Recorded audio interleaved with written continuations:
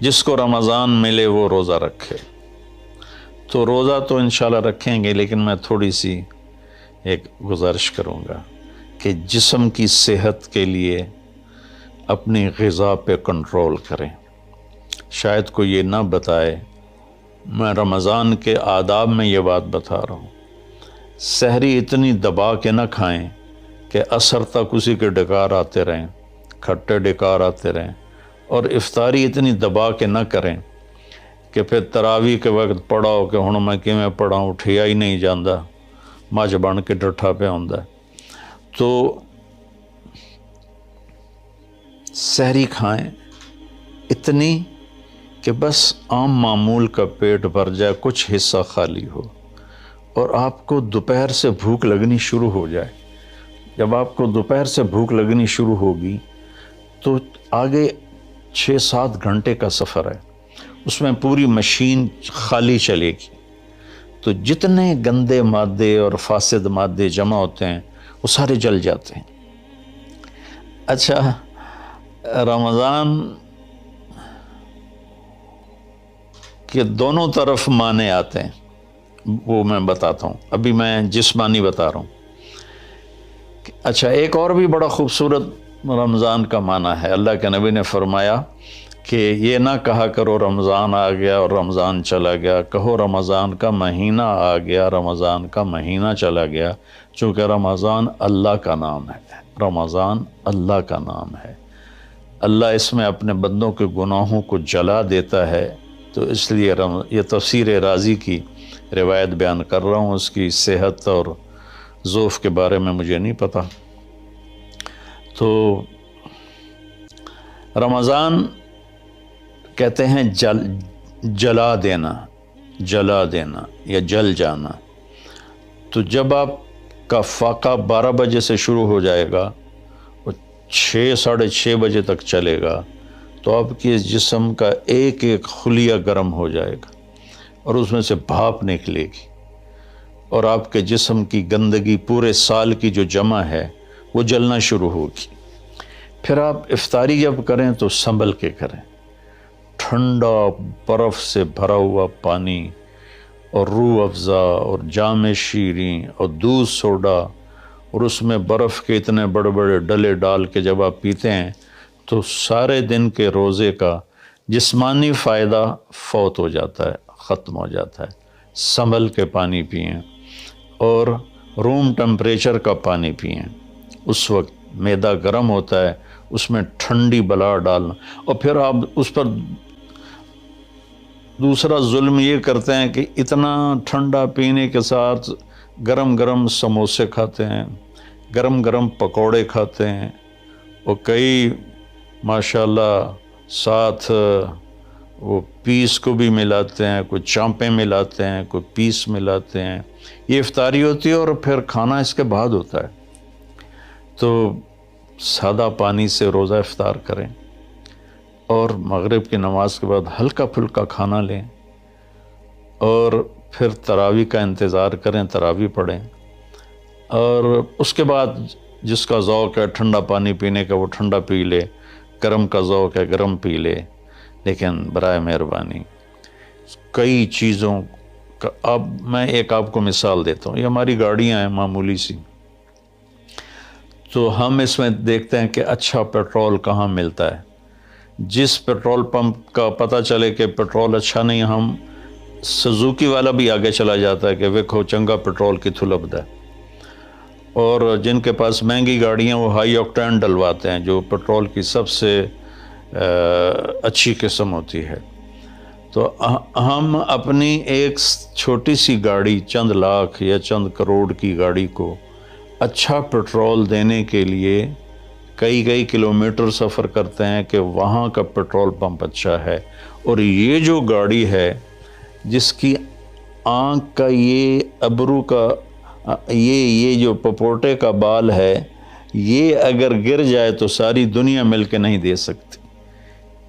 ایک ناخن اگر گر جائے تو پوری دنیا مل کے وہ ناخن نہیں دے سکتی۔ کون چاہتا میں گنجا ہو جاؤں؟ اور ایک بال گرتا ہے تو پوری دنیا کی طاقت مل کر وہ بال واپس نہیں لا سکتی۔ تو اس کو ہم گندی سے گندی چیزیں کھلاتے ہیں، کچوریاں کھا رہے ہوتے ہیں، قتلمے کھا رہے ہوتے ہیں کہ افطاری ہو رہی ہے۔ تو اللہ کے واسطے ٹویوٹا گاڑی میں صاف پیٹرول ڈلواتے ہو اور اس خوبصورت گاڑی میں گند بھر دیتے ہو، سموسے اور پکوڑے اور دودھ سوڈا اور جام شیریں اور روح افزا اور 7 اپ اور ٹھنڈے پانی، سکنجبین، اور اس کے اوپر پھر مرغے کے پیس اور چانپوں کے پیس، اور ابھی کھانا بعد میں کھانا ہوتا ہے۔ تو مہربانی کریں، اپنے جسم کی صفائی کریں، اعتدال سے کھائیں، افطاری بھی اتنی کھائیں کہ آپ کی بھوک باقی ہو، تو آپ آرام سے تراویحیں پڑھ لیں گے۔ تو تراویح پڑھیں، پھر اس کے بعد آپ آرام کریں، جلدی سے سو جائیں۔ اور بعض نوجوان ساری رات جاگتے ہیں، ٹھیک ہے، کوئی بات نہیں، جاگیں، کوئی نفل بھی پڑھ لیا کریں، کچھ اپنی گپ شپ بھی کر لیا کریں، اور پھر سحری ایسی کھائیں کہ اب اس میں پراٹھے پک رہے ہوتے ہیں اور ہر گھر سے پراٹھوں کی خوشبو آ رہی ہوتی ہے، تو پھر پراٹھوں کا بوجھ اپنے اوپر نہ ڈالیں، سادہ روٹی کھا لیں، سادہ سالن کھا لیں، تو پورے مہینے میں آپ کے پوری باڈی کی اوورالنگ ہو جائے گی۔ یہ تو جسمانی فائدہ ہو گیا۔ روحانی لحاظ سے کیا ہے؟ شہر رمضان، رمضان جل جانا، جلا دینا، رمضان کا مہینہ۔ اس لیے اللہ کے نبی نے کہا، یہ کہا کرو، ماہ رمضان آیا اور ماہ رمضان گیا، کیونکہ اللہ آنے جانے سے پاک ہے، تو اللہ کا نام رمضان ہے۔ یہ امام راضی کی روایت ہے۔ تو یہ نہ بھی ہو تو رمضان میں جلنے کا مطلب کیوں ہے؟ اسی مہینے کے ساتھ کیوں ہے کہ ہر روزے کے ساتھ اللہ اس کے گناہ معاف کرتا ہے، اس کے گناہوں کو جلاتا ہے، اس کی بھوک کی آگ میں جلاتا ہے، جلاتا ہے، جلاتا ہے۔ آخری روزے اللہ تعالیٰ کیا کرتے ہیں کہ اس کے سارے گناہوں کو جلا کے راکھ کر دیتے ہیں، اور اپنی رحمت۔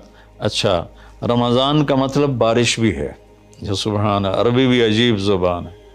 رمضان کا مطلب بارش بھی ہے، رمضان کا مطلب اگر رمضا مصدر ہو، رمضا، تو یہ بارش کا مطلب ہے، رمضا ہو تو یہ جلانے کا مطلب ہے۔ سبحان اللہ، کہ رمضان ایسا مہینہ ہے کہ اس میں ایسی رحمت کی بارش ہوتی ہے، سارے گناہ دھل جاتے ہیں۔